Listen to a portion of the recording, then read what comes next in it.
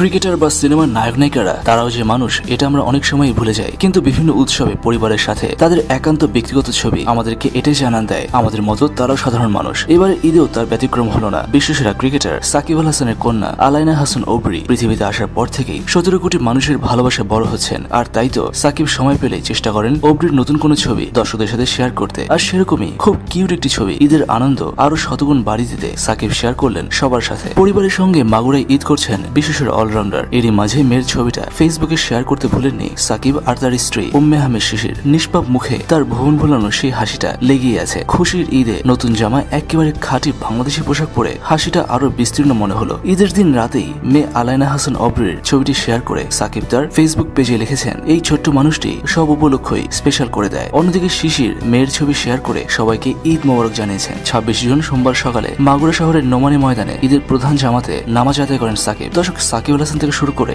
সমাজে খেটে খাওয়া মানুষ পর্যন্ত সবাই চেষ্টা করে নিজের সন্তানের জন্য ঈদে বিশেষ কিছু করতে। আপনি আপনার সন্তানকে এই ঈদে কি কিনে দিলেন তা শেয়ার করতে পারেন আমাদের সাথে। আর মন ছুঁয়ে যাওয়া এই ধরনের হাজারো গল্প জানতে সাবস্ক্রাইব করুন খবর টিভিকে।